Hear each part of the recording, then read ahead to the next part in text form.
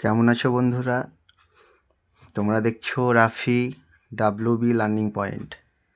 আজকে তোমাদের পড়াবো অসুখী একজন কবিতা। লিখেছেন পাবলো নেরুদা। কবিতাটা একটা যুদ্ধ আর প্রেম এই দুইয়ের সংমিশ্রণে তৈরি। আমরা দেখব কবিতাটা যে কবি পাবলো নেরুদা, তিনি বাঙালি কবি নন, তিনি চিলিয়ান কবি, চিলি দেশে জন্মগ্রহণ করেন। তার লেখা কবিতা থেকে এটা অনুবাদ করা হয়েছে, অনুবাদ করেছেন নবারুণ ভট্টাচার্য। তোমাদের এটা মনে রাখতে হবে যে অসুখী একজন কবিতাটি কে অনুবাদ করেন বাংলায়, তখন অ্যান্সার করবে নবারুণ ভট্টাচার্য। আর এই যে পাবলো নেরুদা আছে, তার এখানে নামটা লিখে রেখেছি দেখো। পাবলো নেরুদার প্রকৃত নাম হচ্ছে Neftali Ricardo Reyes Basoalto. Neftali Ricardo Reyes Basoalto Pablo নেরুদার প্রকৃত নাম, এটা কিন্তু মনে রাখতে হবে। আর এই অসুখী একজন কবিতাটা নেওয়া হয়েছে তোমাদের বিদেশি ফুলে রক্তের ছিটে থেকে। বিদেশি ফুলে রক্তের ছিটে, তাহলে এখানে তোমাদের কটা বিষয় জানতে হলো। যে এখানে জানতে হলো যে অসুখী একজন কবিতাটা কার লেখা, পাবলো নেরুদা। সেকেন্ড হচ্ছে পাবলো নেরুদার প্রকৃত নাম কি, নেক্তালি রিকার্দো রেয়েন্স বাসোয়ালতো। থার্ড হচ্ছে অসুখী একজন কবিতাটি কে বাংলায় তর্জমা করেন, নবারুণ ভট্টাচার্য। তারপরে হচ্ছে অসুখী একজন কবিতাটি কোথা থেকে নেওয়া হয়েছে, বিদেশি ফুলে রক্তের ছিটে। এতগুলো তোমাকে কিন্তু জিনিসপত্র জানতে হবে। আর সেই জন্য তোমরা খাতাপত্র নিয়ে চটপট বসে লিখে নাও, স্টপ করে পজ করে করে লিখে নেবে। কারণ যদি এইগুলো না লিখো তাহলে কিন্তু শর্ট কোশ্চেনগুলো তোমরা কিছুই আত্মস্থ করতে পারবে না, তখন সেগুলো কমন পাবে না। তো চলো আমরা এখানে কবিতাটা শুরু করি। তোমরা কবিতাটা কিন্তু কেউ স্কিপ করে দেখবে না, পুরোটাই বা ভিডিওটা দেখবে, তাহলে দেখবে পুরোটাই কনসেপ্টটা একদম ক্লিয়ার হয়ে যাবে, আর গল্পটাই পুরোভাবে একদম গল্পের মতো করে বুঝে যাবে কবিতাটি। যদি না বুঝতে পারো তাহলে তখন আমাকে কমেন্ট করবে, আশা করছি বুঝতে পারবে। চলো শুরু করি। আমি তাকে ছেড়ে দিলাম, অপেক্ষায় দাঁড় করিয়ে রেখে দরজায়। আমি চলে গেলাম দূর দূরে। দেখো, আমি তাকে ছেড়ে দিলাম, এখানে আমি হচ্ছে কবিতার কথক। আমি তাকে ছেড়ে দিলাম, তাকে বলতে কাকে বোঝানো হয়েছে, তাকে বলতে বোঝানো হয়েছে কথক তার প্রিয়তমা স্ত্রী বা তার প্রেম, তাকে তিনি ছেড়ে এসেছেন। কোথায় ছেড়ে এসেছেন নাকি অপেক্ষায় দাঁড় করিয়ে রেখে দরজায়।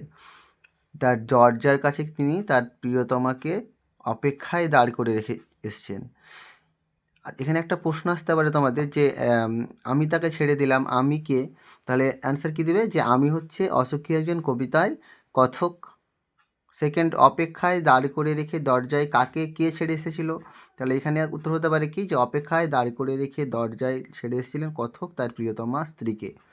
আচ্ছা, তারপরে দেখো আমি চলে গেলাম দূর দূরে। কথক কোথায় চলে গেছিলেন? কথক চলে গেছিলেন দেশ রক্ষার কাজে, যুদ্ধে। দেখো,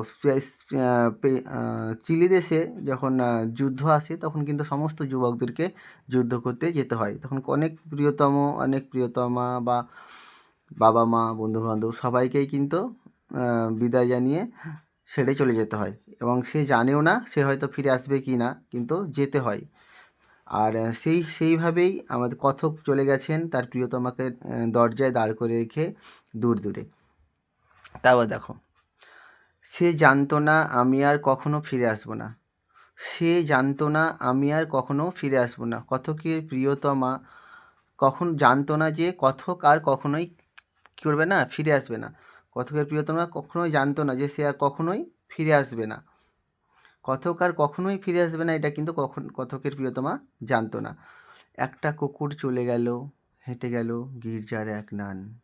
একটা সপ্তাহ আর একটা বছর কেটে গেল। দেখো, তার প্রিয় অর্থাৎ কথক তার প্রিয়তমাকে অপেক্ষায় দাঁড় করে রেখে দরজায় চলে এসেছিলেন, কিন্তু এবং অপেক্ষায় দিন গুনছিলেন তার প্রিয়তমা। সেই রাস্তা দিয়ে হেঁটে গেছিলেন, সেই রাস্তাটার মধ্যে কিন্তু কি চলে গেল, একটা কুকুর চলে গেল, হেঁটে গেল গির্জার এক নান। নান মানে হচ্ছে সন্ন্যাসিনী। আচ্ছা, দেখো, একটা সপ্তাহ আর একটা বছর কেটে গেল, তার মানে কি কথক কিন্তু এখনও ফিরে আসেননি। তার প্রিয়তমাকে যে অপেক্ষায় দরজায় দাঁড় করে রেখে এসেছিলেন, সেখানে তিনি এখনও কিন্তু ফিরে আসেননি। সপ্তাহ কেটে গেছে, একটা বছর কেটে গেছে, দীর্ঘ একটা অপেক্ষা চলছে তার প্রিয়তমা মনে করছেন যে কতক ফিরে আসবেন, কিন্তু এখনও কতক কিন্তু ফিরে আসেনি। বৃষ্টিতে ধুয়ে দিল আমার পায়ের দাগ। কথক যে রাস্তা দিয়ে এসেছিলেন, সেই রাস্তা দিয়ে কুকুর চলে গেছে, গির্জার নান চলে গেছে, প্রকৃতির নিয়মে কত মানুষ যাওয়া আসা করেছে, সমস্ত কিছু ঘটছে, তাই তো? তারপরে দেখো বৃষ্টি, প্রকৃতির নিয়মে বৃষ্টিতে লেখকের পায়ে দাগ ধুয়ে দিল, ঘাস জন্মালো রাস্তায়। যে কথক যে রাস্তা দিয়ে এসেছিলেন, সেই রাস্তায় ঘাস জমে গেল। তাহলে এখান থেকে এটুকুতে কী বোঝা গেল? যে কবি যুদ্ধের জন্য, দেশকে রক্ষা করার জন্য তার প্রিয়তমাকে ছেড়ে যুদ্ধে চলে গেছিলেন এবং তাকে অপেক্ষায় দাঁড় করে এসেছিলেন, বলেছিলেন আসবেন, কিন্তু তিনি জানতেন না যে কথক আর ফিরে আসবেন না। আর সেই যে রাস্তা দিয়ে গেছিলেন, সেই রাস্তা দিয়ে একটা কুকুর চলে গেছিলো, গির্জার নান হেঁটে গেছিলো, একটা সপ্তাহ, একটা বছর কেটে গেল, প্রকৃতির নিয়মে বৃষ্টিতে লেখকের পায়ের দাগ ধুয়ে দিয়েছিল, রাস্তায় ঘাস জমিয়েছিল, কিন্তু কথক এখনও ফেরেননি। তার প্রিয়তমা এখনও অধীর আগ্রহে প্রহর গুনছে তার প্রিয়তমের, যে এখনও হয়তো ফিরে আসবে, এখনও আসবে। এইটুকু হচ্ছে কনসেপ্ট, এইটুকু আশা করছি এটুকু বুঝতে পেরেছ। তারপরে দেখো এটুকু চলো।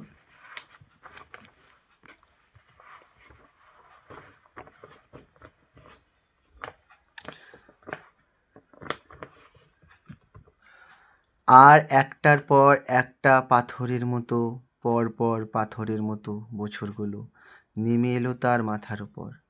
দেখো, আর একটার পর একটা পাথরের মতো বছরগুলো কিসের মতো নেমে এলো? তার মাথার ওপর একটার পর একটা পাথরের মতো কঠিন ভয়ঙ্কর বোঝা স্বরূপ। যেন দিনগুলো কেমন হচ্ছিল, বোঝা একটা বিশাল একটা কষ্টের মুহূর্তের মধ্যে তার প্রিয়তমার মাথার ওপরে বছরগুলো নেমে আসছিল। যখন একদিন কাটছিল, তো এক সপ্তাহ কাটছিল, এক মাস, একটা বছর, তখন মনে হচ্ছিল হয়তো যে তার প্রিয় ফিরে আসবে, কথক ফিরে আসবেন। কিন্তু যখন একটার পর একটা পাথরের মতো তার মাথার ওপর বছরগুলো নেমে এসেছিলো, তখন সেটা বিশাল যন্ত্রণাদায়ক একটা কঠিন মুহূর্তের মধ্যে দিয়ে তার প্রিয়তমার দিনগুলো কিন্তু অতিবাহিত হচ্ছিল। তখনও কিন্তু তার প্রিয়তমা মনে মনে ভাবছেন যে কথক ফিরে আসবেন, তার প্রিয় ফিরে আসবেন, কিন্তু আসেননি। তারপর কিন্তু কী এসেছিলো দেখো, তারপর যুদ্ধ এলো রক্তের এক আগ্নেয় পাহাড়ের মতো।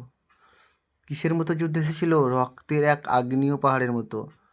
আগ্নেয় পাহাড় কি দেখবে, আগ্নেয়গিরি হলে কি হয়, ভূপৃষ্ঠের যে কেন্দ্রবিন্দু থাকে, সেইখান থেকে কিন্তু ভূগোলে তোমরা পড়েছো যে ভূপৃষ্ঠ কেন্দ্রবিন্দুতে যে ম্যাগমা থাকে, সেটা ফাটলের মধ্যে দিয়ে বাইরে বেরিয়ে তাকে লাভা বলে। এবং এই যে একটা বিশাল একদম আগুনের মতো একদম তরল পদার্থ বেরিয়ে আসে, বীভৎস একদম রূপে সব কিছুকে পুড়িয়ে দেয়, সেটা হচ্ছে তোমার রক্তের আগ্নেয় পাহাড়ের মতো, সেই কথাটা কিন্তু বলা হচ্ছে। আসলে এখানে যুদ্ধতে সমস্ত কিছু ধ্বংস হয়ে গেছিলো, সরি, আর রক্তে একাকার হয়ে গেছিলো, যে লাল আগ্নেয় লাভার মতো, সেই জন্য কিন্তু কথাটা বলা হয়েছে যে যুদ্ধের এক আগ্নেয় পাহাড়ের মতো। শিশু আর বাড়িরা খুন হলো, এমনভাবে ভয়ঙ্করভাবে যুদ্ধ নেমে এসেছিলো যে শিশু এবং মানে শিশুরা অবধি বাদ যায়নি। শিশু যারা ছিল, বাড়ি বলতে গেলে সমস্ত বাড়ি, ঘর বাড়ি সব চুরমার হয়ে গেল, ধূলিসাৎ হয়ে গেল যুদ্ধের ফলে। কিন্তু দেখো, সেই মেয়েটির মৃত্যু হলো না। সেই মেয়েটি কিন্তু এখনও বেঁচে রয়েছেন। সেই মেয়েটি কি কেন মৃত্যু হলো না? সেই মেয়েটির মৃত্যু হলো না কারণ সেই মেয়েটি হচ্ছে প্রেমের প্রতীক, সেই মেয়েটি হচ্ছে মানবতার প্রতীক, ভালোবাসার প্রতীক। আসলে ভালোবাসার কোনোদিন মৃত্যু হয় না। যুদ্ধ এসেছে, শিশুরা অবধি বাদ যায়নি, সমস্ত আগ্নেয় পাহাড়ের মতো একদম যুদ্ধে সমস্ত রক্তের লাল বন্যা বয়ে গেছে, সমস্ত তছনছ হয়ে গেছে, ছারখার হয়ে গেছে তার প্রিয়তম, কিন্তু তবুও কতকের অপেক্ষায় দিন গুনছেন। সেই কিন্তু মৃত্যু হয়নি। সমস্ত সমতলে ধরে গেল আগুন, সমস্ত সমতলে ধরে গেল আগুন, শান্ত হলো দেবতারা, যারা 1000 বছর ধরে ধ্যানে ডুবেছিল, উল্টে পড়লো মন্দির থেকে টুকরো টুকরো হয়ে। দেখো, তারা আর স্বপ্ন দেখতে পারলো না। সমস্ত সমতলে কী হলো? আগুন লেগে গেল। সমস্ত সমতলে বলতে গেলে দেখো, যেখানে যেখানে সমস্ত সমতল বলতে আমাদের পৃথিবীর ওপরে যে অংশ উপরের তলটা বোঝানো হয়, তো সেই সমস্ত জায়গাতে আগুন লেগে গেল। মানে এমন ভয়ঙ্কর যুদ্ধ হলো যে একদম সব কিছু ধূলিসাৎ করে দিল, ছারখার করে দিল। আর যারা মন্দিরে সেই শান্ত হলুদ দেবতারা ছিল, যারা হাজার হাজার বছর ধরে ধ্যান করছিল, স্বপ্ন দেখছিল, তারাও কিন্তু কী হলো, উল্টে পড়লো মন্দির থেকে, ভেঙে চুরমার হয়ে গেল। তারাও আর স্বপ্ন দেখতে পারলো না, তারাও মন্দির থেকে উল্টে পড়লো। সেই মিষ্টি বাড়ি, সেই বারান্দা যেখানে আমি ঝুলন্ত বিছানায় ঘুমিয়েছিলাম। আচ্ছা, সেই মিষ্টি বাড়ি মানে কতকের সেই মিষ্টি বাড়িটি, যেখানে কতক কী করতেন, কতক যেখানে ঘুমিয়ে থাকতেন। আর ঝুলন্ত বিছানা, কবিতার কতকের একটা ঝুলন্ত বিছানা ছিল, সেই ঝুলন্ত বিছানাটায় কিন্তু কতক ঘুমিয়ে থাকতেন।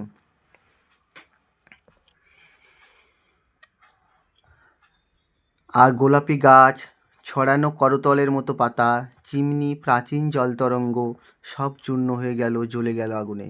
দেখো, যেহেতু সমস্ত ধরাতলে আগুন ধরে গেছিল, তাই কিছুই বাদ যায়নি। আসলে যদি গ্রামে কোনো আগুন লাগে, তাহলে কি সমস্ত জিনিসই পুড়ে ছারখার হয়ে যায়? সেরকমভাবে সমস্ত ধরাতলে বা সমস্ত সমতলে যদি আগুন লেগে যায়, তাহলে কি কিছুই বাদ পড়বে না? এমনকি মন্দিরের দেবতা অব্দি বাদ যায়নি।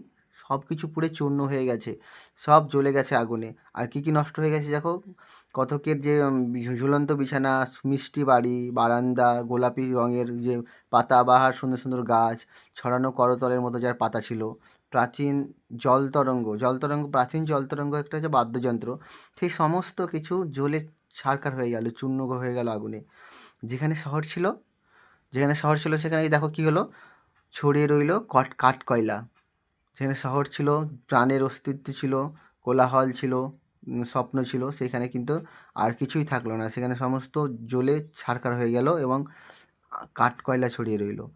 দোমড়ানো লোহা, মৃত পাথরের মূর্তির বীভৎস মাথা, রক্তের একটা কালো দাগ।